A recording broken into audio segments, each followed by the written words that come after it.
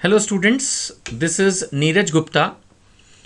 We are starting with your chapter The Payment of Bonus Act 1965. जो students पहले से मुझसे लॉ पढ़ रहे हैं वे जानते हैं कि मैं पूरा चैप्टर एक्सप्लेन भी करता हूं और साथ में नोट्स डिक्टेट भी करता हूं। तो प्लीज़ आप अपना एक प्रॉपर रजिस्टर और पेन लीजिए, वीडियो पॉज कर दीजिए और फिर साथ साथ समझेंगे, साथ साथ नोट्स भी बनाएंगे, क्योंकि एक बार अपने हाथ से लिखे हुए जो नोट्स होते हैं उससे फिर एग्जामिनेशन डेज में बिल्कुल प्रेशर नहीं रहता, क्योंकि हमने हर चीज़ समझ के लिखी होती है। फिर एग्जामिनेशन डेज में सिर्फ आपको अपने हाथ से लिखे हुए नोट्स पढ़ने हैं, ना कोई किताब रेफ़र करनी है ना कुछ रेफ़र करना है, सब कुछ कंप्लीट मैंने आपको लिखवा देना है, समझा देना है। और एक तरह से ये कॉम्बिनेशन होगा सिंपल लैंग्वेज और लीगल लैंग्वेज का, सो दैट आप इजीली लैंग्वेज समझ भी पाएँ और याद भी कर पाएँ। ठीक है जी, चलिए शुरू करते हैं।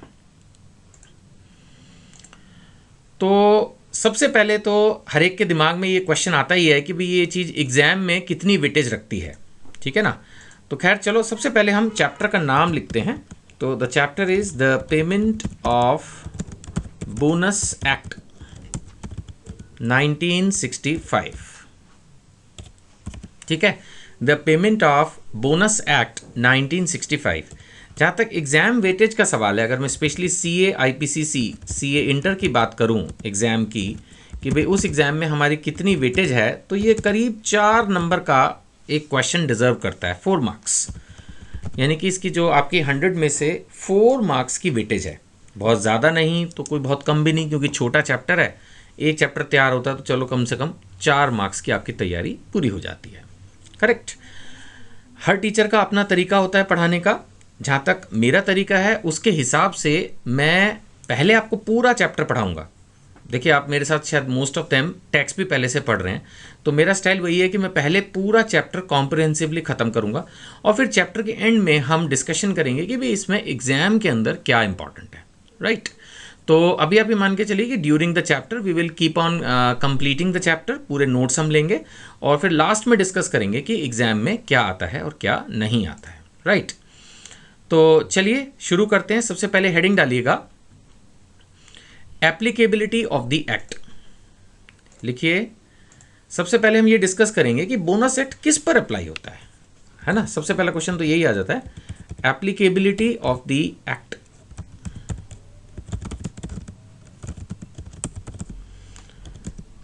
सेक्शन अगर याद रख सकें तो ठीक है, दैट इज इसका जो कवरिंग सेक्शन है हमारा, that is section 1 sub section 3। यानी सबसे पहले हमने ये डिस्कस करना है कि जो बोनस एक्ट है, कि भाई बोनस जो है वो एम्प्लॉयज़ को मिलना चाहिए, ये कौन सी ऑर्गेनाइजेशंस के लिए देना कंपलसरी है। वॉलंटरी तो कोई भी दे सकता है। माना मैं अभी आपको थोड़ी देर में बताने वाला हूँ कि भाई कम से कम 20 एम्प्लॉयज़ होने चाहिए, तब बोनस देना पड़ेगा आपको। यानी एक रीजनेबली साइज होना चाहिए ऑर्गेनाइजेशन का, एस्टैब्लिशमेंट का। लेकिन सपोज मेरे ऑफिस में तो 3 ही एम्प्लॉय काम करते हैं और मैं उनको भी बोनस दे रहा हूँ, देना चाहूँ तो, यानी कि बोनस ऑप्शनल देना तो कोई भी दे सकता है। सवाल यह है कि कंपलसरी किसके लिए है। तो ये हर फैक्ट्री और जैसा मैंने अभी आपको कहा, हर उस एस्टैब्लिशमेंट के लिए कंपलसरी है जहाँ 20 और more than 20 persons are working. ठीक है ना। अब चलिए इस बात को हम लिखते भी हैं और फिर उसके बाद दोबारा थोड़ा सा और ध्यान से इसको पढ़ेंगे। तो लिखिएगा, इट अप्लाइज टू, किसके ऊपर ये एप्लीकेबल हो रहा है, a, it applies to every factory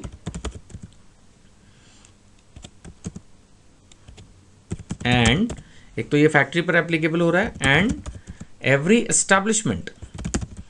every establishment, वैसे एस्टैब्लिशमेंट एक वाइडर टर्म है और फैक्ट्री उसमें इंक्लूड है, बट कंफ्यूजन ना हो जाए इसलिए लॉ ने क्लियरली लिख दिया, भाई फैक्ट्री पर भी अप्लाई होगी और एस्टैब्लिशमेंट पर भी अप्लाई होगी। ठीक है। इन विच 20 और मोर, 20 या ज़्यादा लोग काम कर रहे हैं, 20 और मोर पर्सन्स आर एम्प्लॉयड। ठीक है। तो ये जो हमारा बोनस एक्ट है ये किस पर अप्लाई हो रहा है, every factory and every other establishment in which 20 or more persons are employed on any day during an accounting year।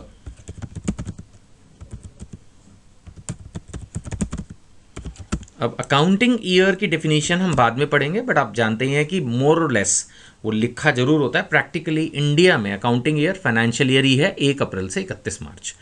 तो कहने का मतलब ये है कि एक फाइनेंशियल ईयर में, एक अकाउंटिंग ईयर में अगर किसी भी एस्टैब्लिशमेंट में 20 या ज़्यादा लोग काम करते हैं, if they are employed on any day, है ना, अगर वो साल के अंदर, ये एनी डे की इंपॉर्टेंस को थोड़ा सा समझिएगा। एनी डे का मतलब ये हो गया कि अगर किसी एस्टैब्लिशमेंट में से फॉर एग्जांपल एवरेज 25 लोग काम करते हैं, बट बीच में 1-2 महीने मान लेते हैं एक्सट्रीम ऑफ सीजन है, या बाय द वे कुछ लोगों ने एक साथ जॉब छोड़ दी और माना ऑर्गेनाइजेशन थोड़े दिन 17 या 18 एम्प्लॉयज़ के साथ काम करिए, means the organisation is working with only 18, 19, 17 employees, तो इसका मतलब ये नहीं है कि वो बोनस एक्ट से बाहर हो जाएंगे और उनके ऊपर जो कंपल्सरी एप्लीकेबिलिटी है वो बच जाएगी। नहीं, ऐसा नहीं है। इसीलिए इन्होंने लिखा है ऑन एनी डे। रादर मैं तो कहूँगा कि अगर सपोज उनके पास most of the time 15 employees हैं, 18 एम्प्लॉयज़ हैं, suppose most of the time the establishment is working with 15 और 18 employees, but for few days उन्होंने 20-22 लोग, 20-22 पर्सनस को एम्प्लॉय किया है, तो बोनस एक्ट उनके ऊपर एप्लीकेबल हो जाएगा। रादर इस लॉ का ये मतलब है, राइट। सो अब मैं हाईलाइट करूंगा कुछ इंपॉर्टेंट चीज़ों को। जैसे अगर हम बात करते हैं फैक्ट्री की, तो दिस टर्म इज़ इंपॉर्टेंट। एक तो ये फैक्ट्री पर एप्लीकेबल है, दूसरा हम बात कर रहे हैं एस्टैब्लिशमेंट की, तो दूसरा ये एस्टैब्लिशमेंट पर एप्लीकेबल है, राइट, इन विच 20 और मोर पर्सनस। मेन चीज़ क्या है कि इसमें 20 या ज़्यादा लोग अगर हमने एम्प्लॉय किए हैं, इन विच 20 और मोर पर्सनस आर एम्प्लॉयड, है ना।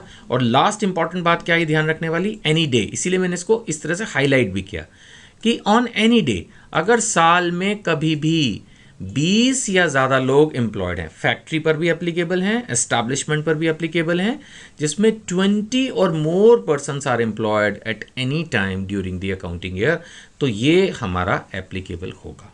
ठीक है, चलिए आगे मैं आपको नोट्स में लिखवाने वाला हूं कि अगर सरकार को ये लगता है कि इस पर्टिकुलर फैक्ट्री या एस्टैब्लिशमेंट पर बोनस एक्ट लगा दिया जाए, तो वो उसको 2 महीने का नोटिस देके ऑफिशियल गजट में एक नोटिफिकेशन इशू कर देगी और बोनस एक्ट उस पर अप्लाई हो जाएगा।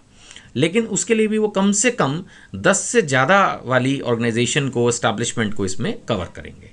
कहने का मतलब है कि अगर किसी कंपनी में, किसी ऑर्गेनाइजेशन में, एस्टैब्लिशमेंट में मोर देन 10 पर्सनस काम कर रहे हैं और गवर्नमेंट को ऐसा लगता है कि उस पर बोनस एक्ट एप्लीकेबल होना चाहिए, तो वो उसको 2 महीने का नोटिस देके एक नोटिफिकेशन इशू कर देगी, राइट। नोटिस देने का ऑब्जेक्ट यही है कि अगर उनको कोई बहुत हाई ऑब्जेक्शन होगा इस पॉइंट पर, तो they will give their case, they will give their representation, कुछ अगर ऐसा होता है तो इसको नोट कीजिए। The appropriate government may also apply this act to establishments with more than 10 employees। यानी कम से कम फिर गवर्नमेंट जिसको पकड़ेगी भी, मेरी ऐसी सोच है कि इस बारे में, माना कोई ऐसा इलाका हो जहाँ पर मोस्ट ऑफ द ऑर्गेनाइजेशंस जो हैं वो 12 to 15, 18 एम्प्लॉयज़ के साथ काम कर रही हों और हाईली प्रॉफिटेबल हो, गवर्नमेंट को ऐसा लगता हो कि भैया ये क्या बात है, यहाँ पर तो मोस्टली ऑर्गेनाइजेशन जो है वो स्मॉल स्केल पे हैं, सब अच्छा कमा रही हैं। सो ऐसी सिचुएशन में अगर एम्प्लॉयज़ की स्पेशली डिमांड हो या उनको लगे कि पे कम है, प्रॉफिट ज़्यादा है, तो उनके ऊपर बोनस की एप्लीकेबिलिटी गवर्नमेंट लगा सकती है। So the appropriate government may also apply this act to establishments with more than 10 employees by issuing, अब आगे प्रोसेस के एंगल से हम चल रहे हैं कि कैसे होगा, तो bye issuing notification, by issuing a notification in official gazette, right। और इसके लिए 2 महीने का नोटिस देना पड़ेगा before issuing any such thing. 2 months notice will be served before issuing notification, यानी कि नोटिफिकेशन देने से पहले 2 महीने का नोटिस उस ऑर्गेनाइजेशन को जाएगा और उसके बाद ये एप्लीकेबल किया जा सकता है, राइट। तो आई होप कि आपने लिख लिया होगा कि the appropriate government may also apply this act to establishments with more than 10 employees by issuing a notification in official gazette. 2 months notice will be served before issuing the notification, ठीक है ना। चलिए आगे अब हम लेते हैं, एक और मैं इसके बारे में पॉइंट बताना चाहता हूँ, ये कि अगर ये बोनस एक्ट एक बार किसी ऑर्गेनाइजेशन पे अप्लाई हो गया, तो फिर चाहे कल को नंबर ऑफ पर्सन्स कम भी हो जाएं जिनको एम्प्लॉय किया हुआ है, तो भी बोनस एक्ट एप्लीकेबल रहेगा, ठीक है ना। चलिए इस बात को भी लिखते हैं, नोट 2। सिंपल सी बात है, मैं इसको रिपीट कर रहा हूँ। मैंने भी आपको ये बताया है कि अगर किसी एस्टैब्लिशमेंट पर बोनस एक्ट एम्प्लॉय हो गया, अगर किसी एस्टैब्लिशमेंट पर बोनस एक्ट अप्लाई हो गया, क्यों अप्लाई हुआ? सपोज वहाँ पर 22 वर्कर्स रेगुलरली एम्प्लॉयड थे, तो मोर देन 20 थे, एस्टैब्लिशमेंट थी, फैक्ट्री थी, मैन्युफैक्चरिंग प्रोसेस मान लेते हैं चल रहा था। अब उसके ऊपर हमने बोनस एक्ट अप्लाई कर दिया। बाद में बाय द वे उन्होंने सपोज 5 पर्सन्स को हटा दिया and now they are at 17। ठीक है ना, मैंने कहा पहले 22 लोग काम कर रहे थे, अभी सपोज 17 लोग काम कर रहे हैं, 17 पर्सन्स है वर्किंग। तो ऐसी सिचुएशन में बोनस एक्ट अब क्या लगना बंद हो जाएगा? The answer is no, it will continue to apply. ये पॉइंट है, करेक्ट। तो चलिए नोट करते हैं इस पॉइंट को। Once applicable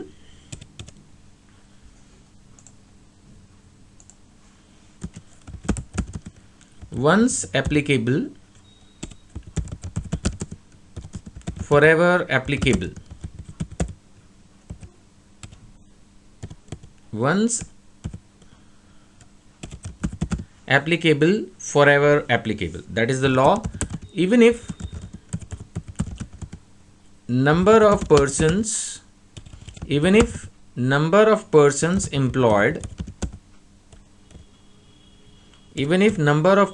employed falls below the applicable limits, यानी जो हमारी एप्लीकेबल लिमिट्स हैं अगर ये उससे नीचे भी चला जाए तब भी कोई प्रॉब्लम नहीं है।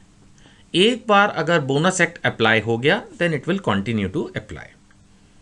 ठीक है, लिख लिया होगा आपने आई सपोज। जिन स्टूडेंट्स की स्पीड बहुत धीमे हैं, अब अगर क्लास में आप पढ़ते हैं फिर तो शायद कुछ नहीं कर सकते, आप टीचर को पॉज नहीं कर सकते है ना, बट मेरे को कर सकते हो, आप वीडियो पॉज कर लो। वैसे तो मैं बहुत धीमे धीमे लिखवा रहा हूँ ताकि आप आराम से लिख पाएँ और फिर आप नेक्स्ट स्लाइड पर जाएं, राइट।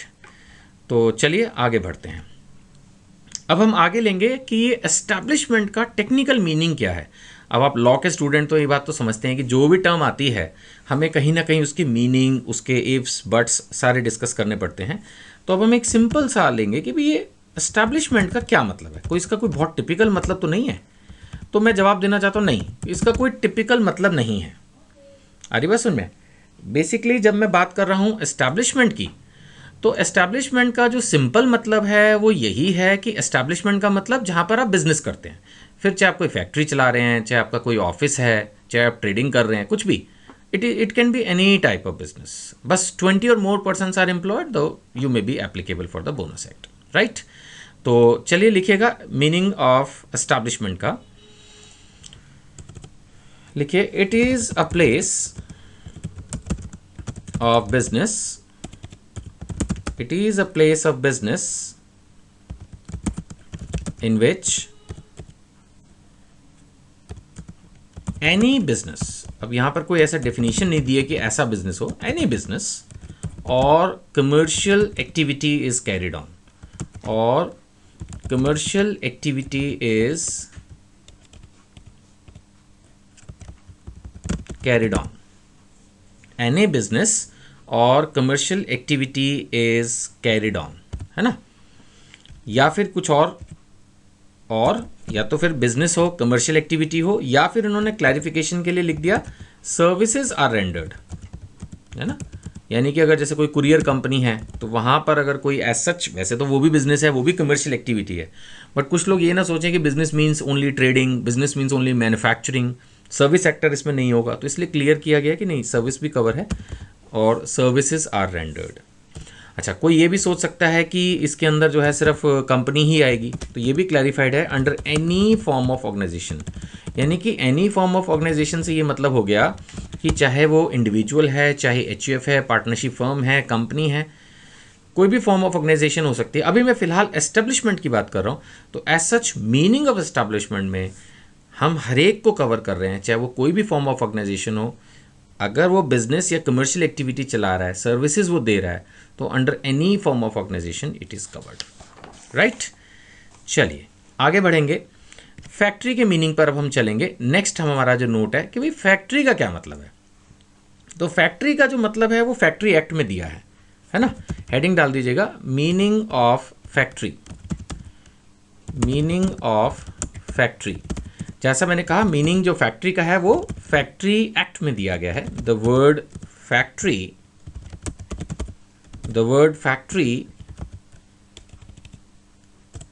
has the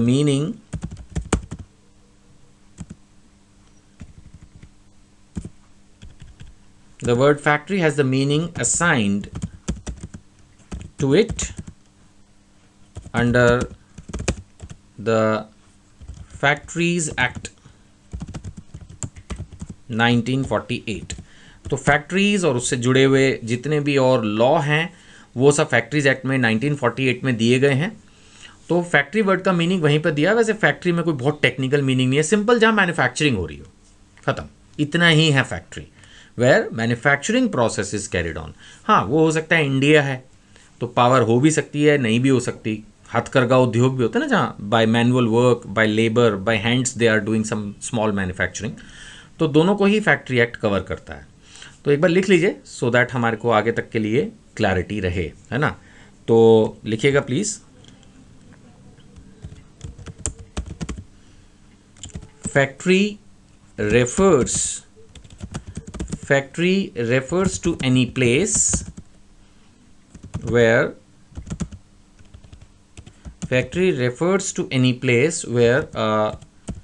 manufacturing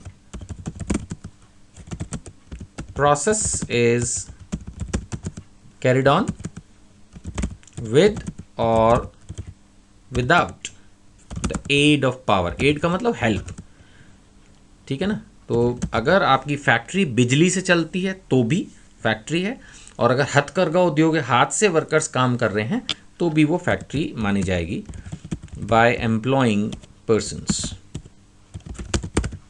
है ना। इसका मतलब मैं वैसे ही एक छिड़ाखानी कर रहा हूँ, जैसे मैंने इसको पढ़ा लास्ट में तो एक इंटरेस्टिंग पॉइंट मेरे दिमाग में आ रहा है कि factory refers to any place where a manufacturing process is carried on with or without the aid of power by employing persons. यानी जब तक हम ह्यूमंस की बात कर रहे हैं तब तक फैक्ट्री है। कल को अगर रोबोट्स के साथ मैंने एक फैक्ट्री लॉन्च की है जहाँ एक भी ह्यूमन मैंने एम्प्लॉय नहीं किया मैन्युफैक्चरिंग के लिए, तो मे बी या तो फैक्ट्री एक्ट वो डिफाइन में उसकी डिफिनेशन में चेंज किया जाएगा या कोई अलग से एक्ट बनाएंगे या क्या होगा। ऑब्वियसली खैर बेचारे रोबोट्स तो बोनस नहीं मांगेंगे, बट क्या होगा क्या नहीं होगा वो बात अलग है। रोबोट्स को भी तो चलाने के लिए ह्यूमंस की ज़रूरत पड़ी। खैर छोड़ो, दिमाग मत लगाओ, मैंने भी फालतू में लगा लिया। तो factory refers to any place where a manufacturing process is carried on with or without the aid of power by employing persons. ये होती है फैक्ट्री जहाँ मैन्युफैक्चरिंग चल रही हो। अब इसके बारे में हम एक लास्ट पॉइंट और इस वीडियो में कवर करेंगे, ठीक है ना। एवरेज हमारी वीडियोस की ड्यूरेशन 20 से 25 मिनट की रहेगी, ताकि ये आपको चाहे हम पेन ड्राइव्स में दें फिर भी, और कभी इसके सैम्पल्स यूट्यूब पे डालें या किसी और तरह से पास ऑन करें तो अपलोडिंग में प्रॉब्लम नहीं रहती, ज़्यादा बड़ी वीडियो में इशू रहता है। तो हम ले रहे हैं सेक्शन 3। सबसे पहली बात ये इसके अंदर हम डिस्कस करने वाले हैं कि जो हम एस्टैब्लिशमेंट की बात कर रहे थे जिसमें फैक्ट्री भी इंक्लूड है, तो उसमें अगर किसी की कोई ब्रांच हो, अब मान लेते हैं जैसे मैं दिल्ली में हूँ और मैंने जो है 3 ब्रांचेस अलग अलग स्टेट्स में खोल रखी हैं, सिटीज़ में खोल रखी हैं। सपोज एक नागपुर में है, एक हैदराबाद में है, एक गुवाहाटी में है। अब सवाल ये उठता है कि जब मैं बोनस कैलकुलेट करूंगा तो चारों एस्टैब्लिशमेंट, एक तो हेड ऑफिस हो गया दिल्ली में और 3 मैंने अलग अलग आपको बता दिए से नागपुर, हैदराबाद और गुवाहाटी, तो क्या चारों को जोड़कर एक ओवरऑल पिक्चर कैलकुलेट की जाएगी या चारों पे अलग अलग कैलकुलेशन होगा? तो इसका ब्रीफ में जवाब ये है कि अगर सेपरेट अकाउंट्स बन रहे हैं तो सेपरेट कैलकुलेशन होगा, और कंसोलिडेटेड अकाउंट्स बन रहे हैं तो एक सिंगल कैलकुलेशन होगी, ठीक है ना। चलिए, बात तो छोटी सी ही होती है लेकिन उसको पूरा लिखने में थोड़ा टाइम लगता है और समझने भी उससे हमारे और इम्प्रूवमेंट होता है, धीरे धीरे लिखेंगे। सो एस्टैब्लिशमेंट टू इंक्लूड, लिखिएगा एस्टैब्लिशमेंट टू इंक्लूड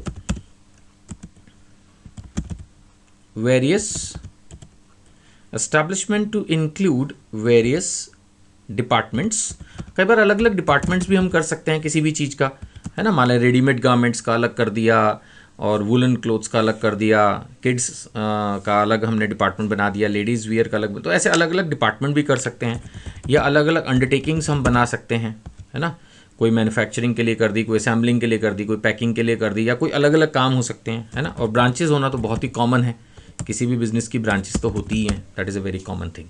तो एस्टैब्लिशमेंट जो है वो बाय डिफ़ॉल्ट, अगर सपोज आपके एग्जाम में क्वेश्चन है जिसके अंदर ये नहीं स्पेसिफाइड है कि वो जो उनकी ब्रांचेस हैं या जो उनके अंडरटेकिंग्स हैं उनके अकाउंट सेपरेट बन रहे हैं नहीं बन रहे, तो आप बाय डिफ़ॉल्ट क्या मानोगे? अब यही मानोगे कि भाई कंसोलिडेटेड बन रहा है, तो फिर तो बाय डिफ़ॉल्ट एस्टैब्लिशमेंट में उसकी ब्रांचेस अंडरटेकिंग डिपार्टमेंट्स जुड़ते हैं, है ना।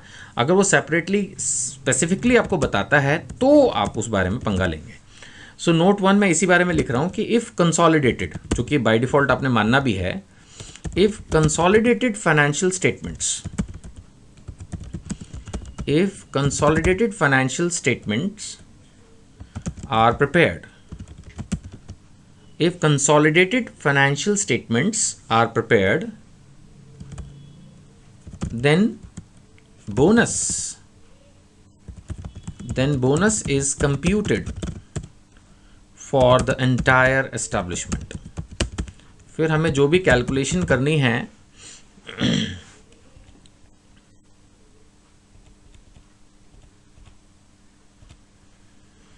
ठीक है, वो हम पूरी एस्टैब्लिशमेंट के लिए एक साथ करेंगे। करेक्ट, क्लियर हो गई बात। चलिए,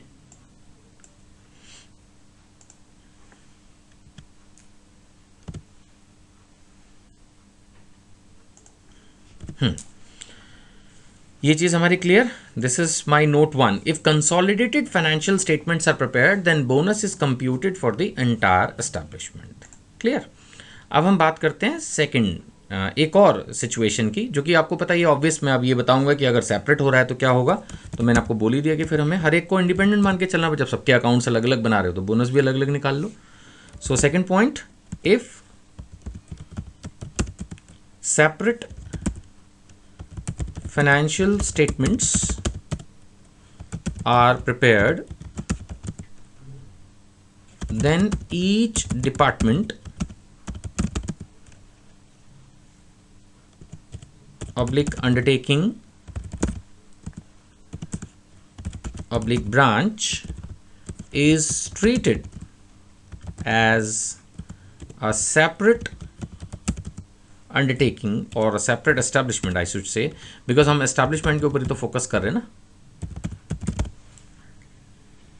if separate financial statements are prepared then each department oblique undertaking and branch is treated as a separate establishment for computation of bonus. फिर हम बोनस की कंप्यूटेशन के लिए हर ब्रांच को सेपरेट मान के चलेंगे। ठीक है, तो इस वीडियो में इतना ही जितना मैंने आपको बताया। अब एक बार हम सारा क्विक रिवाइज कर लेते हैं आपका, जो हमने इस वीडियो में पढ़ा, है ना। अब हम इसको ले लेते हैं शुरू से। सबसे पहली बात जो मैंने आपको इसमें बताई वो ये बताई कि आपके जो है ये चैप्टर जो है आपका, ये करीब 4 नंबर की वेटेज रखता है ना। दूसरी बात जो मैंने इसमें आपको बताई वो ये बताई कि ये हर फैक्ट्री और एस्टैब्लिशमेंट पर एप्लीकेबल है जहाँ 20 और more persons are employed. Any day होगा तो भी चलेगा, यानी साल में कभी भी। हाँ, 10 से ज़्यादा एम्प्लॉयज़ वाली ऑर्गेनाइजेशन को भी गवर्नमेंट पकड़ सकती है 2 महीने का नोटिस देके, अगर उनको लगे कि उनके ऊपर बोनस एक्ट अप्लाई करना है। और एक बार अगर अप्लाई हो गया तो हमेशा अप्लाई रहेगा। एस्टैब्लिशमेंट में कोई भी बिजनेस सर्विसेज कुछ भी हो सकता है, कोई भी फॉर्म ऑफ ऑर्गेनाइजेशन हो सकती है। फैक्ट्री वो जहाँ मैन्युफैक्चरिंग हो रही है with or without power. Establishment में अगर उसकी ब्रांचेस हैं वो भी इंक्लूड होगी। हाँ, वो तभी जब कंसोलिडेटेड अकाउंट्स बन रहे हैं, क्योंकि अगर सेपरेट अकाउंट्स बन रहे हैं तो हम हर ब्रांच को, हर डिपार्टमेंट को अलग से एस्टैब्लिशमेंट मानेंगे फॉर कंप्यूटेशन ऑफ बोनस। ठीक है जी। So I hope it is absolutely clear. अब नेक्स्ट वीडियो में आगे बढ़ेंगे। ठीक है, थैंक यू सो मच।